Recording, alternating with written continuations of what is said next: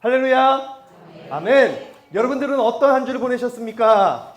여러분들의 한 주 가운데 여전히 주님의 은혜와 주님의 사랑이 고백되어지셨습니까? 아멘.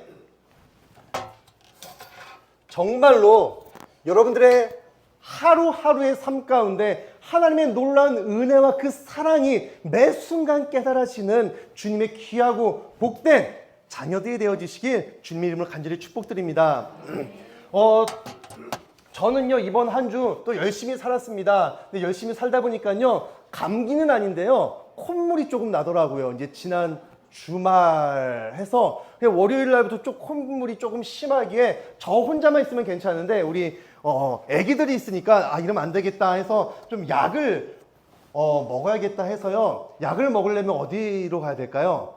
약국으로 가야 되죠. 저는 미련하게 창고로 갔습니다. 네, 그냥 콧물 이제 감기도 아니까 그냥 대충 찾다가 그 감기약 중에 콧물 쓰여 있는 약 그거를 먹었더니요. 역시 여러분 약은 약사에게 반드시 처방받으시길 바랍니다. 어느 정도 콧물이 멎어지긴 했어요. 근데 한 2, 3일 동안 멍하더라고요. 네, 나한테 맞지 않는, 내 증상에 맞지 않는 약을, 아마 약이 조금 더 독했던 것 같습니다. 그러니까 멍한 한 2박 3일을 보냈던 것 같습니다. 그러면서 깨달았던 게 무엇이냐면요, 우리의 삶도, 우리의 말씀의 인생도, 우리의 예배의 삶도 이러한 과오를 범해서는 안 되는구나를 깨닫게 되어집니다. 무엇입니까? 여러분, 제가 감기약을 하루 이틀 먹었겠습니까? 저도 나름 감기 한번 걸려본 사람이에요.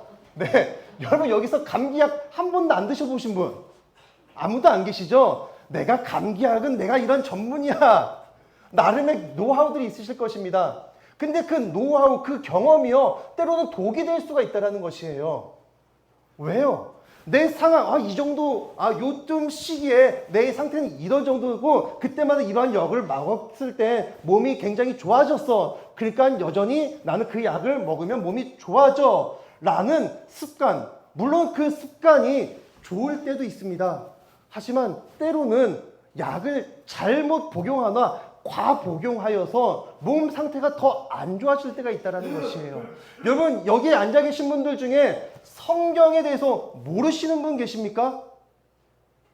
안 계실 거예요. 물론 성경이 어떠한 말씀에 어떠한 은혜가 어떠한 메시지가 담겨 있는 것, 그 자세한 이야기들 몰라도 이 책이 성경책이라는 것, 성경책이 교회에서 읽힌다라는 것, 하나님의 이야기다라는 것은 모두가 다 알고 계신다라는 것이죠. 그리고 더군다나 우리의 신앙의 연차가 흘러갈수록 나에게 은혜가 되어지는 말씀, 또한 이 상황에 따라 필요한 말씀들이 무엇인지 나름대로 내 안에 쌓여가고 있다는 것이에요. 근데 그 내 삶 가운데 내 마음대로 내 필요에 따라서 그 말씀을 꼭 집어 읽고 그 말씀을 그냥 내 나가 복음으로 받아들인다면 그것이 때로는 내 삶을 더 독하게 악하게 만들어 버릴 수 있는 그러한 실수가 되어진다는 것이죠. 여러분, 약은 약사에게, 말씀은 교회에서. 아멘. 이거 진짜 중요한 거예요. 물론 계속해서 말씀드리지만 우리는 지금 집에 앉아서도 버스에 이동하면서도 핸드폰을 통하여서 여러 매개체를 통하여서 말씀을 접할 수가 있습니다. 물론 그것이 나쁘다라는 이야기가 아니에요. 하지만 그 말씀이 정말 나를 향한 말씀인가를 반드시 분별해야 한다는 것이죠. 근데 담임 목사는요, 저뿐만 아니라 이 땅의 모든 교회들의 담임 목사님들은요, 자신의 성도들을 위해서 한 주간 말씀을 묵상하시며 남의 성도, 불신자들, 모르는 사람들을 위해서 열심히 말씀을 전하시는 것이 아니라 우리 교회, 우리 성도님들을 위하여서 우리 성도님들이 복음을 받고 복음을 깨닫고 하나님을 알고 구원의 길을 걸어가기 위한 그 말씀을 준비하실 때 나에게 임하는 말씀이 되어진다는 것입니다. 여러분, 물론 여러분들의 일상의 삶 가운데 라디오로 또한 인터넷으로 핸드폰으로 여러 말씀을 많이 들으십시오. 하지만 여러분, 이거는 제가 가스라이팅 세뇌시키는 거예요. 여러분들 최고의 말씀은 누구다? 어디다? 조금 느리네요. 어찌되었건 다른 것을 이야기하는 것이 아니라 제가 뭐 잘났다고 제 교만을 표하는 것이 아니라 여러분들의 말씀의 시작은요 바로 이 가산감리교에서 시작되어진다는 것입니다. 그것을 믿으시고 그리고 주님께로 나아오셔서 올바로 된 말씀으로 여러분들의 삶의 방향을 올바로 살아가시는 주님의 귀하고 거룩한 성도 여러분들이 되어주시길 주님의 이름으로 간절히 축복드립니다. 우리는 계속해서 창세기 이야기를 하면서요 이제는 기나긴 야곱의 여정을 거쳐서 요셉으로 넘어왔습니다. 지난주 요셉의 어떠한 이야기가 펼쳐졌습니까? 요셉은 꿈 얘기를 하면서요 밉상짓을 많이 했어요. 그리고 그 꿈은 누가 주셨던 꿈입니까? 하나님이 주신 꿈이에요. 하나님이 요셉을 통해서 난 너를 통해서 이러한 계획을 갖고 있다라고 두 가지의 꿈을 통해서 연거푸 비슷한 꿈을 꾸면서 하나님의 계획을 알려주셨습니다. 근데 그 꿈, 하나님의 꿈이요 요셉의 삶을 통해서 어떻게 변화하십니까? 형제들은요 요셉의 꿈을 들으면서 어떠한 생각을 하죠? 하나님의 꿈이라는 생각을 하지 못하고 있다는 것이에요. 하나님의 꿈이 사라지고요 그의 꿈, 요셉의 꿈이 되어버렸다는 것이죠. 즉 하나님이 주시는 그 꿈을 갖고 살아가는 하나님의 사람에서 점점 물론 17세 어린 나이이기도 했지만 점점 하나님이 사라지면서 자기 자신이 왕이 되어지는 교만이 싹트는 그 삶이 되어졌다는 것입니다.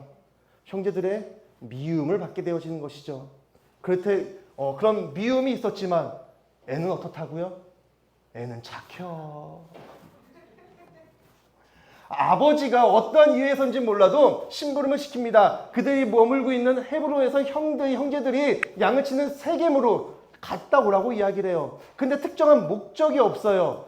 다윗의 아버지 이새가요 다윗에게 심부름을 시켰을 때는요 형들이 전쟁터에 나가 있는 형들에게 양식을 전해주라고 또 형들이 전쟁터에서 무사히 잘 있는지 알아보고 오라는 목적이 있는 심부름이었습니다. 하지만 야곱이 요셉에게 시키는 심부름은요 그저 형들을 보고 와라 그냥 군대로 치면요 죄송합니다 뻘짓이었던 거예요. 그리고 그 거리가요 단순히 그냥 옆 동네를 갔다 오는 것이 아니라 80km가 되었다고요. 그리고 거기 세겜까지 갔더니 형들이 없습니다. 좀 어리버리하고 있는데 누군가 와서 얘기하더니 도단이라는 곳에 갔대요. 세겜에서 또 도단까지는 20km가 더 됩니다. 총 100km를 걸어갔거나 낙타를 타고 갔거나 어쨌든 쉽지 않은 거리를 그저 착한 요셉은 내가 이것을 왜 해야 돼? 라고 불평했는지는 모르지만 그 길에 순종함으로 걸어갔다는 것이에요. 하지만 순종의 끝은 무엇이었습니까? 결국 형제들에게 의해서 살해 아닌 살해를 당해요. 그 일의 주동자가 누구였죠? 형제 두 명이 나옵니다. 르우벤과 유다가 나와요. 르우벤은 누구였습니까? 실질적인 그 12아들의 첫 번째 장자였어요. 하지만 이미 그에게 장자권은 박탈당합니다. 왜요? 아버지의 첫 비라를 범하였기 때문에 그는 장자권을 박탈당해요. 하지만 유다는 넷째 아들이었습니다. 그러면 레위 그리고 시므온과 레위 둘째, 셋째 형은 어떻게 되어졌을까요? 근데 34장의 그 여동생 디나 사건 속에 그들은 주도적으로 그 이방 민족들을 다 살인해버립니다. 역시나 살인죄로 그들에게 역시나 장자권이 박탈당해집니다. 그 다음 순번이요 유다였다고요. 근데 유다가 장자가 되어서 이제는 형들이 스스로 알아서 나가 떨어지고 이제 내가 채색옷을 입어야 되는데 지금 그 채색옷을 누가 입고 있습니까? 저 배지도 않는 11번째 막둥이 요셉이 채색옷을 입고 있다는 것이에요. 그냥 채색옷을 입고 그냥 가만히 혼자 이렇게 놀면 되는데 형들 일로 와봐요. 내가 꿈을 꿨는데 형들이 나를 위해서 나를 향해 절을 하고 있어요. 아빠 일로 와봐요. 부모님 해와 달과 그 11별들이 나를 향해 절하고 있어요. 건방진 소리를 하고 있는 거예요. 그러니까 암만 애는 착혀도 미울까요? 미울 수밖에 없어요. 근데 그 미움은요, 단순히 쟤 보기 싫어가 아닙니다. 이들의 경제권, 주도권에 관한, 장자권에 관한 그 이권이 달려 있다고요. 자, 아버지의 심부름으로 이젠 형들을 만나러 도단 100km를 걸어온 요셉을 향해 형제들은 어떠한 동일한 마음을 품습니까? 죽여버리자. 이것이 형들의 마음이었다라는 것이에요. 왜 죽입니까? 그저 미워서요? 아니요. 저 요셉이 사라져야 장자의 권한의 기회가 그나마 나에게 올 수 있다라는 것이에요. 하지만 르우벤은 달랐습니다. 왜요? 르우벤은 적극적으로 무슨 살인이냐, 형제끼리 그러면 안 돼! 라고 말립니다. 그 뒤에는 꼼꼼이가 있었습니다. 무엇입니까? 어찌되었건 요셉을 잘 보살펴서 목숨을 건져서 이 입산 요셉이 나중에 다시 고향 땅에 돌아갔을 때 이 모든 일들을 아버지에게 이야기함으로써 내가 아버지의 신뢰를 잃었던 내가 다시 회복하여지면 또 운 좋으면 장자권까지 다시 회복할 수 있겠다 싶은 그 꼼수가 있었다라는 것이죠. 하지만 형제들은 누구의 말을 듣습니까? 이미 장자권의 권한을 박탈당해버린 르우벤의 이야기가 아닌 차기 대선주자인 유다의 말에 더 집중하고 있다는 것이에요. 그 이면에는 다른 형제들도 저 유다만 없으면 내가 언젠가 그 자리를, 장자권을 차지할 수 있을 거다라는 희망을 갖고 있었다는 것이죠. 단 유일한 걸림돌, 요셉만 없으면. 그러다 보니 모든 형제가 한 마음이 되어서 요셉을 죽이고자 합니다. 그리고 르우벤에 의해서 어쨌든 살인은 면하였지만 또 유다가 이제 본격적으로 나서게 돼요. 유다의 주도 아래 요셉을 애굽 땅으로 팔아넘깁니다. 그리고 다시 고향 땅 집으로 왔을 때 또 아버지에게, 아버지 우리가 당신의 사랑하는 아들을 팔아버렸어요 라고 솔직하게 이야기할 수 없잖아요. 그러니까 아버지에게도 요셉의 채색 옷을 벗겨서 그것에 숫 염소를 죽여서 피를 묻혀서 아버지에게 내보입니다. 이때 야곱은 어떠한 이야기, 어떠한 사건이 떠올랐을까요? 수십 년 전 자기가 형과 아버지를 속였던 그 사건이 떠올랐다는 것이죠. 염소를 죽여 음식을 만들어서 형의 옷을 취해서 아버지께로 나와 아버지를 속였던 그 일들이, 잊혀져 가는 그 일들이 다시 이 사건을 통해 떠오르게 된다는 것이에요. 물론 지금 그가 속고 있는지는 아직은 모르고 있지만 내가 정말 사랑하고 내가 장남이다라고 그토록 사랑하는 아들의 죽음 앞에 예전 내가 행했던 그 과오가 떠오르고 있다는 것이죠. 오늘 제목이 뭡니까? 자업자득이에요. 여러분, 자업자득이 무엇입니까? 내가 했던 일들 그대로 나한테 돌아온다는 것이에요. 지금 야곱의 인생, 지금 요 몇 주 계속 요 이야기, 뿌린 대로 거둔다라는 이야기, 요 몇 주 계속 말씀을 드리고 있습니다. 근데 이게 진짜라고요. 물론 선한 것을 뿌리면 선한 것이 나에게 돌아오지만 악한 것을 뿌렸을 땐 분명 그 악이 나에게 언젠가 분명히 돌아온다는 거, 정말 죄송한 말씀이지만 성경은요, 그 악이요 자녀들에게까지 그 영향을 미친다라고 이야기하고 있다는 것입니다. 여러분, 우리들에게 있어 자녀는요, 단순히 내가 10달 동안 배 아파서 열심히 낳은 내 새끼, 내가 열심히 키운 내 자녀 그 이상이에요. 하나님은 아브라함을 선택하셨을 때 단순히 아브라함 한 사람에게 복을 주시기 위함이 아니라 아브라함을 통하여서 그의 자자손손 대대로 믿음의 가문을 만들라는 하나님의 깊은 뜻과 계획이 있으셨습니다. 자녀들은요, 바로 우리의 신앙을 따라서 믿음의 가문을 만들어 나아갈 다음 세대라는 것이에요. 근데 그 다음 세대가요, 다른 무엇도 아닌 나의 악함 때문에 오히려 그 악이 자녀들에게 흘러갈 수 있다는 것. 이것은 단순히 세상에서 이야기하는 저주를 넘어서요, 우리가 반드시 우리의 삶을 부모로서 먼저 된 자로서 어떠한 삶을 살아가야 하는가를 반드시 다시 한번 생각해 봐야 한다는 것이지요. 자, 그러한 상황 속에서 37장은 무엇으로 마무리가 되어집니까? 요셉이 애굽 보디발 사람에게 팔렸다라는 이야기로 마무리가 되어져요. 자, 요셉이 애굽 땅에 팔렸습니다. 그러면 그 다음 이야기는 어떠한 이야기가 나와야 자연스러워질까요? 파는 사람이 있으니 사는 사람이 있어야겠죠. 우리 39장 1절 볼까요? 제가 읽어드리겠습니다. 요셉이 이끌려 37장 36절부터 읽겠습니다. 그 미디안 사람들은 그를 애굽에서 바로의 신하 친위 대장 보디발에게 팔았더라 라고 37장이 끝납니다. 그리고 39장 1절 요셉이 이끌려 애굽에 내려가매 바로의 신하 친위 대장 애굽 사람 보디발이 그를 그리로 데려간 이스마엘 사람의 손에서 요셉을 사니라. 여러분, 문맥이 어떻습니까? 되게 부적절하고 되게 어색합니까? 굉장히 자연스럽게 흘러가고 있다는 것이에요. 그냥 이대로 이야기가 흘러가도요, 큰 오류가 없는 듯 합니다. 근데 그 중간에 38장의 이야기가 중간에 껴들어가고 있다는 것이에요. 근데 이 38장의 이야기는요, 요셉과는 전혀 상관없는 이야기처럼 보입니다. 왜요? 어떠한 이야기입니까? 유다와 다말의 이야기, 또 오늘 또 다음 주 이렇게 계속 이야기를 하겠지만 그리 좋은 이야기는 아니에요. 그리 남들에게 자랑스럽게 이야기할 만한 그러한 주제는 아니라고요.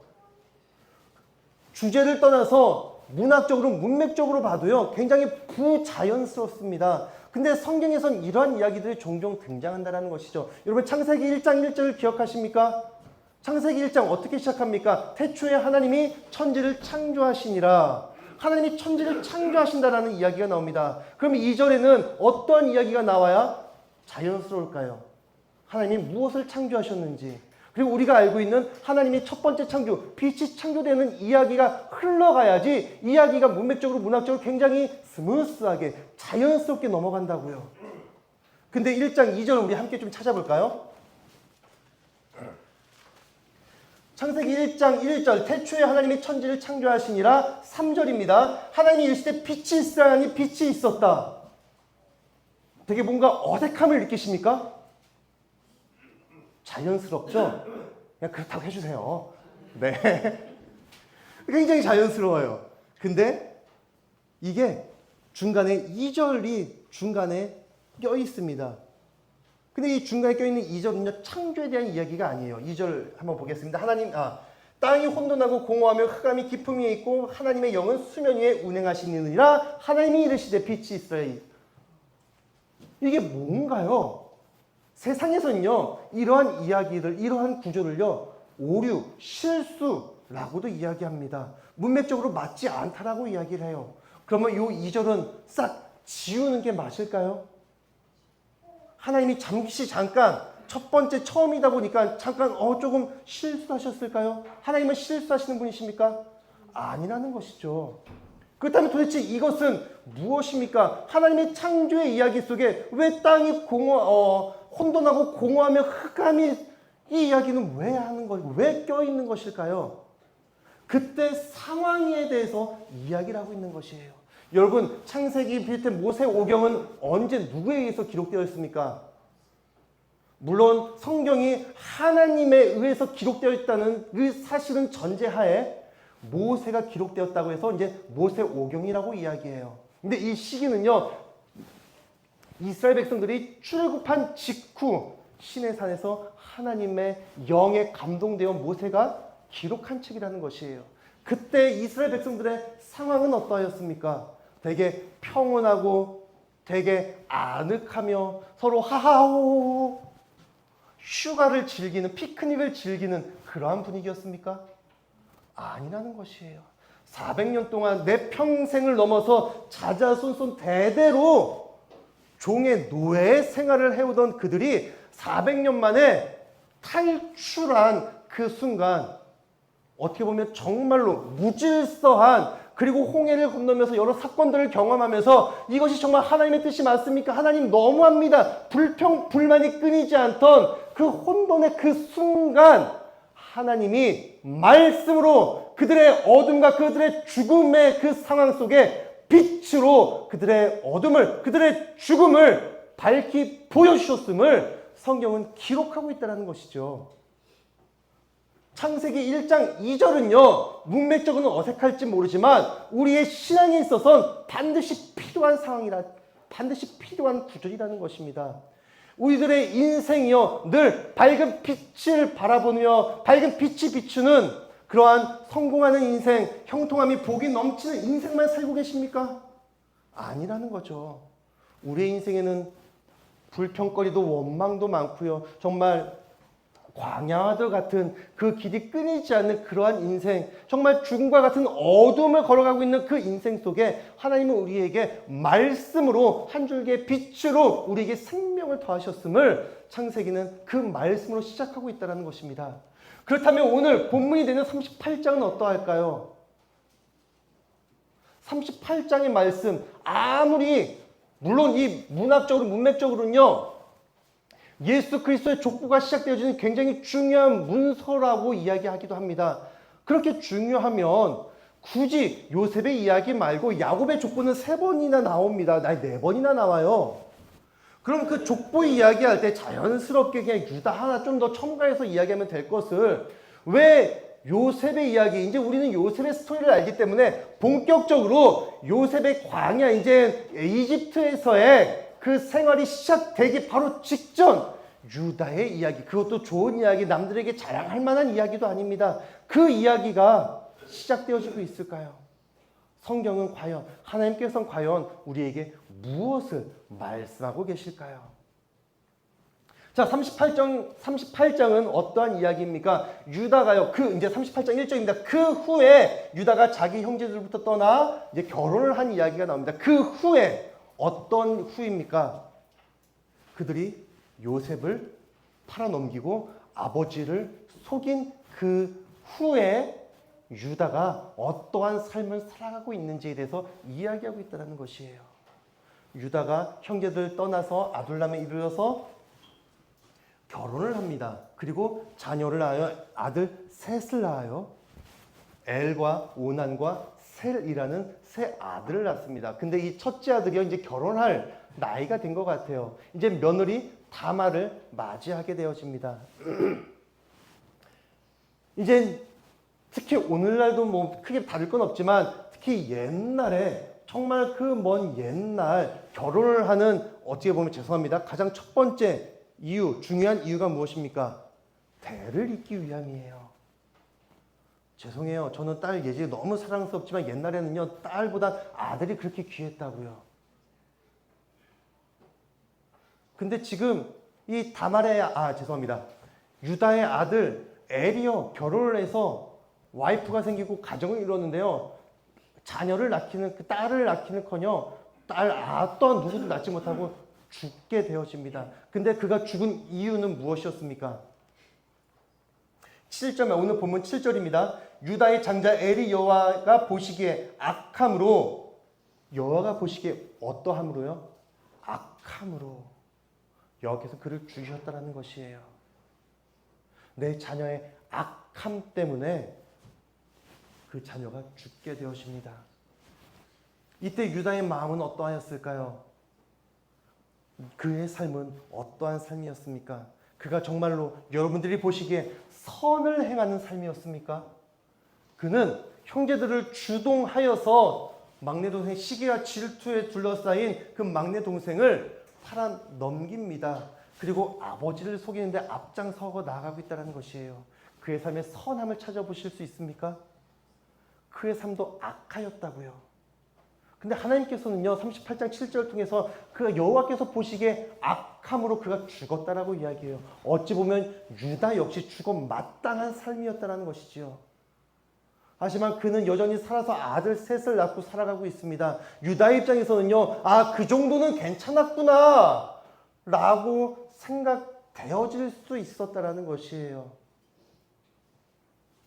자기의 동생 또 아버지 야곱의 막내 아들 11번째 아들 요셉이 죽고 슬퍼하며 애통하며 그 누구의 위로도 받아들이지 못했던 아버지가 이해되지 않았던 그의 삶이었다는 것이죠. 왜요? 지금 유다도요, 첫째 아들 엘이 죽자요, 어떠한 또 슬픔이나 그 고통에 휩싸이는 것이 아니라 그 다음 차선책에 대해서 이야기를 하고 있습니다. 즉 유다에게도요, 물론 자녀가 죽었다는 것이 마음이 아팠지만 그에게는 옵션이 보기가 3명의 아들이 더 있었고 2명의 아들이 더 있었다는 것이에요.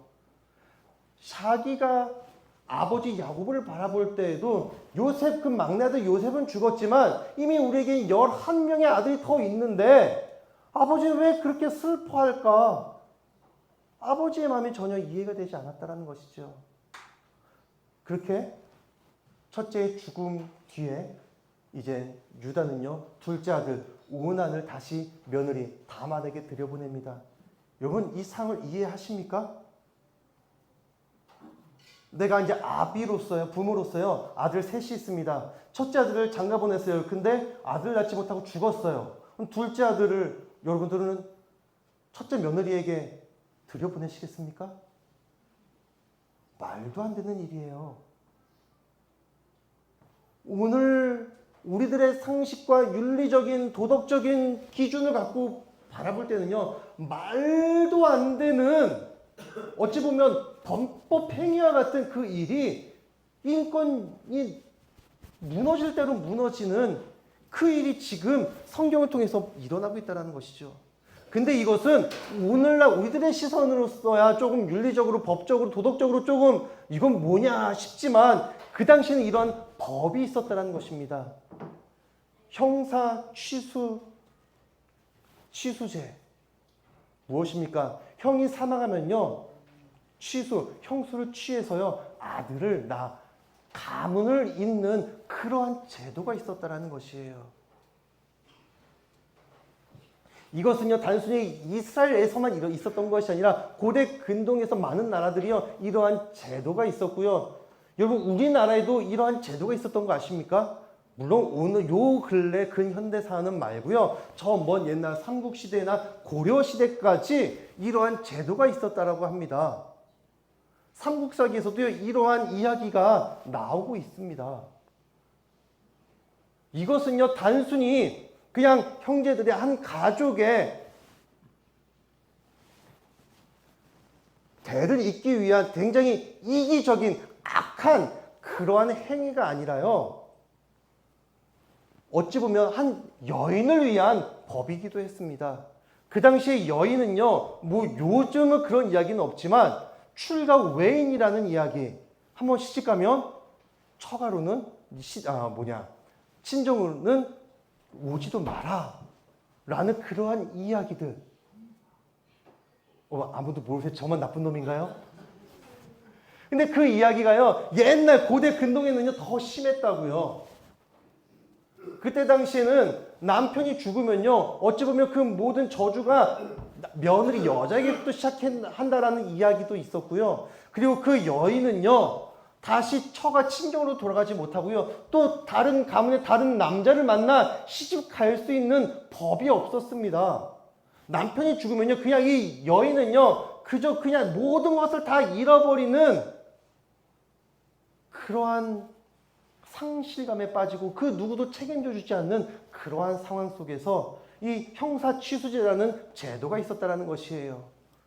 결혼을 하였지만 남편이 자녀를 낳지 못하고 죽게 되면요, 그 남편의 형제 중에 누군가가 한 명이 다시 나에게 와서요, 그 대를, 장자의 대를 이어갈 수 있는 그 제도를 만듦으로써요, 한 여인을 보호함과도 동시에 그 한 가문을 이어가는, 그리고 그 가문의 재산을 지키는 그러한 법이 형사취수제라는 것입니다.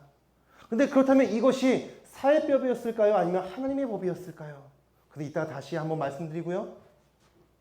그러한 법에 의하여서 유다는요, 이제 둘째 아들 오난을 며느리 다말에게 들여보냅니다. 근데 오난이 어떻게 합니까? 지금 내가 여기서 형수와 관계를 맺고 임신하여 아들을 낳으면 그 재산은, 그 아들은 누구의 것이 됩니까? 내 것이 아니라 이미 죽은 형의 아들이 되어지고요, 내가 가져야 할 유산이 더 줄어든다는 것이에요. 오난은 그래서 어떻게 합니까? 9절입니다. 오나니 그 씨가 자기 것이 되지 않을 줄 알므로 형수에게 들어갔을 때 그의 형에게 씨를 주지 아니하려고 땅에 설정하며 체외 사정을 했다라는 것이에요. 근데 이것이 하나님 보시기에 악하였다라는 것이에요. 그렇다면 이 형사 취수제 누가 내리신 법일까요? 신명기 25장 5절 말씀을 보도록 하겠습니다.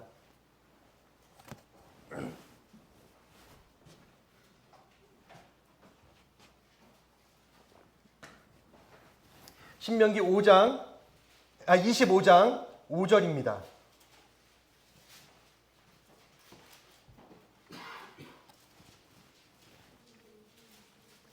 제가 가진 성경은 구약 300페이지입니다. 신명기 25장 5절 다 함께 읽겠습니다. 형제들이 함께 사는데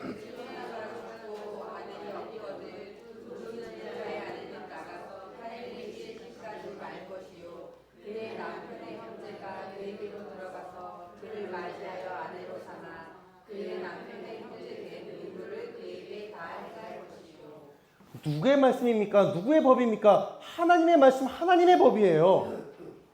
즉 유다는요, 첫째 아들 엘이 죽었을 때 하나님의 말씀에 순종하며 하나님의 법을 따르며 그 둘째 아들 오난을 며느리 다말에게 들여보냈다는 것이죠. 하지만 그날 밤 그 오난 둘째 아들도 죽게 되었습니다. 왜요? 하나님 보시기에 악을 행하였으므로요. 이때 유다의 마음, 그 심정은 어떠하였을까요? 물론 첫째 아들이 죽었을 때에도 분명 마음이 아팠을 것입니다. 근데 얼마 지나지 않아 둘째 아들까지 또 죽게 되어집니다. 어떻게 해요? 악을 하나님 보시기에 악함으로. 이런 상황 속에서 누가 다시 한번 떠오를까요? 악한 인생을 살았던 죽음 마땅한 내가 또 다시 떠오르며 그동안 이해할 수 없었던 내 아버지의 마음이 조금씩 이해되어져 가고 있다는 것이에요. 여러분, 부모님이 돌아가시면 어디에 묻죠? 산에 묻고 자식이 죽으면 가슴에 묻는다라는 이야기가 있습니다. 내 자녀를 그것도 둘이나 잃어버린 이 유다의 마음, 그동안 아버지 야곱의 마음이 전혀 이해가 되지 않았습니다. 우리가 형제들이 물론 자신들이 아버지를 속인 것은 잘못되었지만 아무리 아버지를 위로해도요, 그 위로를 누구의 위로도 받지 않았던 아버지 야곱이 전혀 이해가 되지 않았다는 것이에요. 아니, 분명 당신이 사랑하는 아들이 맞긴 하지만 또 그의 동생 베냐민도 있고 또 다른 10명의 형제들도 있는데 뭐 그렇게까지 슬퍼한 일인가? 아마 유다는 그러한 생각이 있지 않았을까 싶습니다. 하지만 지금 유다가요, 3명의 아들 중에 첫째 아들을 잃고요, 둘째 아들을 또 잃어버립니다. 그러면서 이제 점점 자식을 떠나보낸 아버지의 마음을 이해하기 시작한다는 것이에요. 그러면서 이제 마지막 3번째 아들이 있죠. 어떻게 합니까? 11절입니다. 유다가 그의 며느리 나반에게 이르되 수절하고 내 아버지 집에 있어 내 아들 셀라가 장성하기를 다 기다리라 하니 셀라도 그 형들과 같이 죽을까 염려함이라 다말이 가서 그의 아버지 집에 있으니라. 며느리를 어디로 보냅니까? 일단 친정으로 보내면서 뭐라고 이야기해요? 셀라가 막내 아들이 아직 어리니까 결혼할 때가 되지 않았으니까 기다리라 라고 이야기를 하고 있습니다. 정말 유다는 이 막내 아들 셀라가 이제 장성해서 결혼할 나이가 되었을 때 다시 며느리 다말을 부를 생각을 하고 보냈을까요? 아니라는 것이에요. 다음 주에 계속해서 이어가겠지만 유다는 그런 마음이, 그런 생각이 없었습니다. 자, 그럼 지금 유다는 누구를 선택하고 있는 것입니까? 이 형사 취수제는 어떤 누구의 법이라고요? 하나님의 법이에요. 하나님의 말씀이라고요. 단순히 한 사람, 한 가문이 아니라 사회 보장 제도였다라고요. 그 하나님의 말씀, 하나님의 법과 내가 사랑하는 이제 하나밖에 남지 않은 막내 아들, 그 두 가지 옵션, 두 가지의 선택 중에 지금 유다는 무엇을, 누구를 선택하고 있는 것입니까? 하나님의 법이, 하나님의 말씀이 아닌 내가 사랑하는, 이젠 더 이상 포기할 수 없는, 더 이상 물러날 수 없는 내 마지막 아들, 그 셀라를 선택하고 있다는 것이에요. 이 말씀 가운데 우리의 삶을 다시 한번 돌아봐야 한다는 것이죠. 우리는 분명 수많은 인생과 인생의 시간 속에 많은 선택의 기로에 서 있습니다. 언제인지 기억이 안 나지만 우리는 선택의 인생이 아니라 순종의 인생이 되어져야 한다고 말씀드렸습니다. 하나님과 세상을 놓고 무엇이 더 나에게 유리한가, 나에게 더 이익이 되나, 그것을 선택하는 인생이 아니라 수많은 옵션들이 있다 할지라도 우리는 하나님 말씀에 순종하며 하나님 말씀을 따르는 순종하는 인생을 살아야 한다는 것이죠. 그럼에도 불구하고 우리의 삶 가운데는 많은 선택의 순간들이 다가오고 있다는 것이에요. 그때 여러분들은 무엇을, 누구를 선택하셨습니까?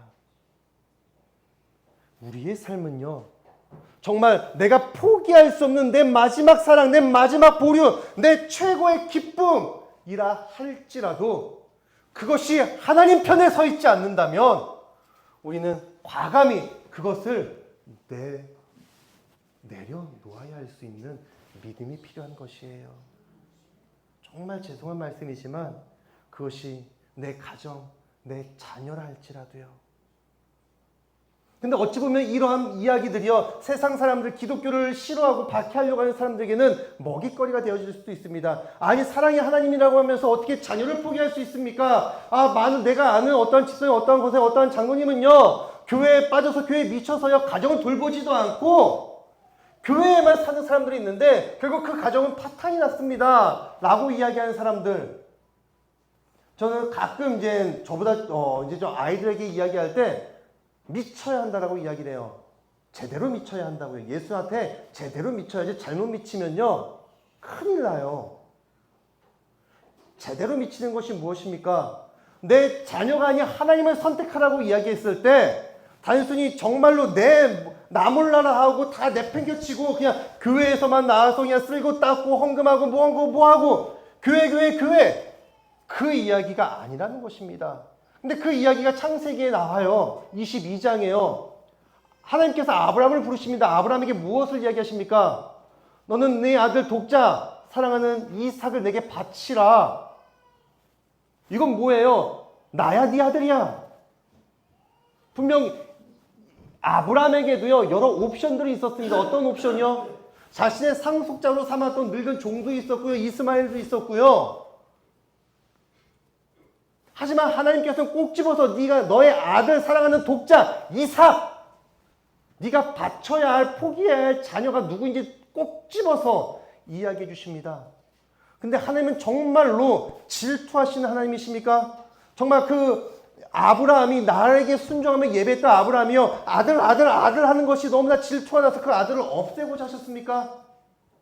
아니요. 하나님은 그가 어떠한 삶, 어떠한 믿음을 갖고 있나를 보셨습니다. 그 누구도, 하나님은 그 누구의 희생도, 그 누구의 피도 원치 않으시는 분이에요. 아브라함이 하나님의 명령에 순종하며 그 칼로 자신의 자녀를 내려치는 순간 하나님은 그 누구보다 급하게 아브라함을 부르시며 말리셨다는 것이죠. 그러면 하나님은 무엇을 이야기하십니까? 그 마음의 중심을 보셨다는 것이에요. 어찌 보면 100세의 아들, 낳은 아들. 여러분들이 만약 늦둥이, 죄송합니다, 100세라고 이야기할 뻔했어요. 늦둥이가 죽을 위기의 순간에 처해 있습니다.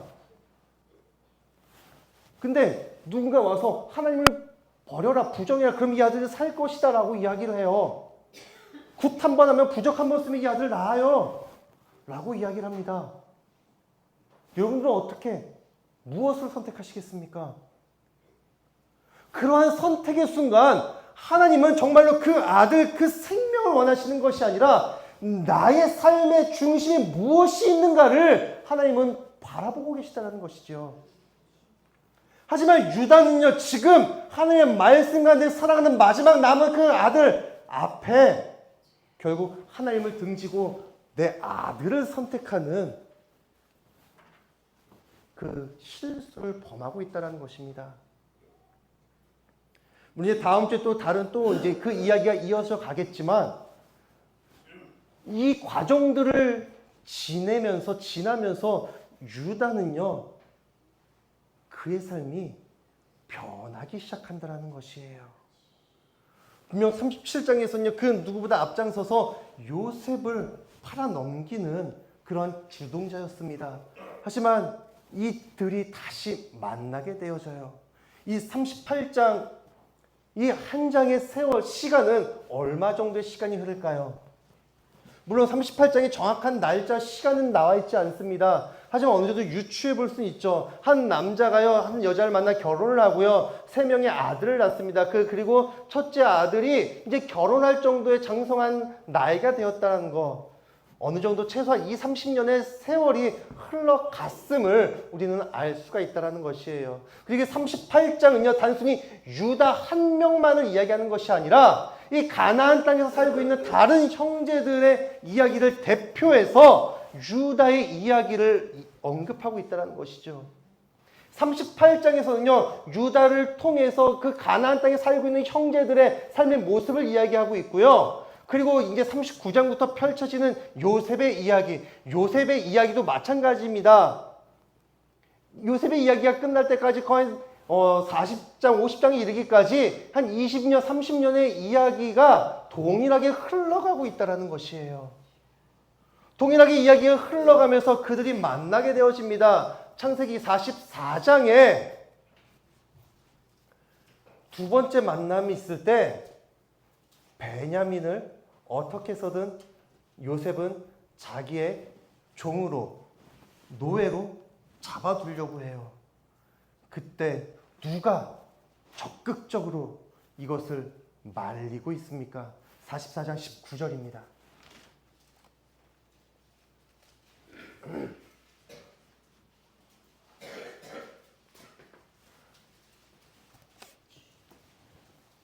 (44장) 19절 20절 다 함께 읽겠습니다. 이전에 내 주께서 종들에게 물으시되 너희는 아버지가 있느냐 아우가 있느냐 하시기에 내 주께 아뢰되 우리에게 아버지가 있으니 노인이요 그가 노년에 얻은 아들 청년이 있으니 그의 죽은 형은 죽고 그의 어머니가 남긴 것은 그것뿐이로 그의 아버지가 그를 사랑하나이다 하였더라. 누구의 이야기죠? 유다의 이야기예요. 지금 요셉이요, 베냐민을 어떻게든 잡아놓으려고 할 때 그 누구보다 유다가 적극적으로 나서서 아버지의 이야기를 하면서 결코 그러할 수는 없습니다. 이제 나중에 보면요, 이 베냐민 대신 내가 잡혀 있겠다고 자처합니다. 20여 년 전에는 자기가 주동해서 요셉을 팔아넘겼지만 지금은 20여 년이 지난 지금은 내가 자처해서 내 동생, 내 형제를 지키려고 하고 있다는 것이에요. 38장은 필요 없는 얘기, 쓸데없는 얘기라고요? 아니요. 유다가 어떻게 그의 삶이 변화됐는지를 알려주고 있다는 것이에요. 무엇을 통해서요? 그의 삶의 경험을 통해서요. 그가 아들을 잃어버리는 그 경험을 통해서 처음 무엇이었습니까? 자업자득이에요. 그가 행했던 악 때문에 자신의 아들도 악함으로 2명이나 죽게 되었습니다. 하지만 그 죽음을 통하여서 그는 다시 한번 이제 깨닫게 되어져 무엇을요? 동병상련, 아버지의 마음을 깨닫게 되어졌다는 것이에요. 우리가 살아갈 때도 마찬가지입니다. 우리가 살아갈 때 왜 하나님 꼭 이 일들이 나에게 경험되어져야 합니까? 하나님이 이 고통을 좀 피하게 해주시죠. 왜 또 나입니까? 라고 불평하고 원망하고 한탄하며 내 그 아픔의 시간을 부정하고 싶을 때가 있다는 것이죠. 하지만 하나님께서는요, 우리의 그 어떠한 시간도 허투루 다루시는 것이 아니라 분명 내가 경험하고 내가 걸어가고 있는 이 시간들을 통하여서 하나님은 분명 나를 변화시키시며 나에게 있어서 힘이 되고 또한 변화가 되어지는 귀한 생명의 시간을 살아가게 하신다는 것입니다. 여러분들의 그 삶 속에 그 어떤 아픔이 그 어떤 고통이 있는지 분명 우리는 서로에 대해서 자세히 알 수는 없으나 우리는 함께 기도할 수 있다는 것이죠. 무엇을요? 지금 이 시간들이 그저 허비 되어지는 시간이 아니라 그저 불평하고 원망하는 시간이 되어지는 것이 아니라 이 시간을 통해서 하나님이 어떠한 일을 하실 것인가, 하나님의 일에 대해서 기대하며 하나님의 섭리에, 하나님의 말씀에 순종하며 하나님의 뜻에 순종하는 자가 되게 해달라고 우리 모두가 함께 기도하며 중보하는 그러한 교회가 되어줘야 한다는 것입니다. 우리의 삶 가운데 그 어떠한 시간도 거저 흘러가는 시간이 없습니다. 하나님께서 함께 하시며 하나님께서 준비하시며 하나님께서 예배하시는 시간이라는 것이에요.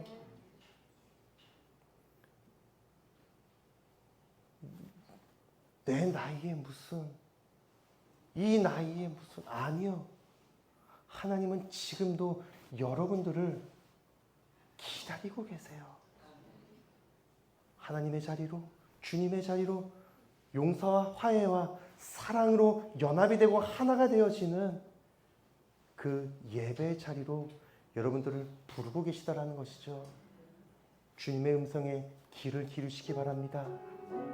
그리고 우리가 다시 한번 찬양으로 예배하며 다시 한번 주님께 나아가실 때 나를 도우시는 하나님, 정말 나의 어려움과 나의 슬픔과 나의 고통 속에서도 오히려 이 시간을 통하여서 나를 일으켜 세우시고 나를 성장시키시는 그 하나님을 바라보시며 함께 기도하며 나아가시겠습니다. 우리 함께 찬양으로 예배하시겠습니다.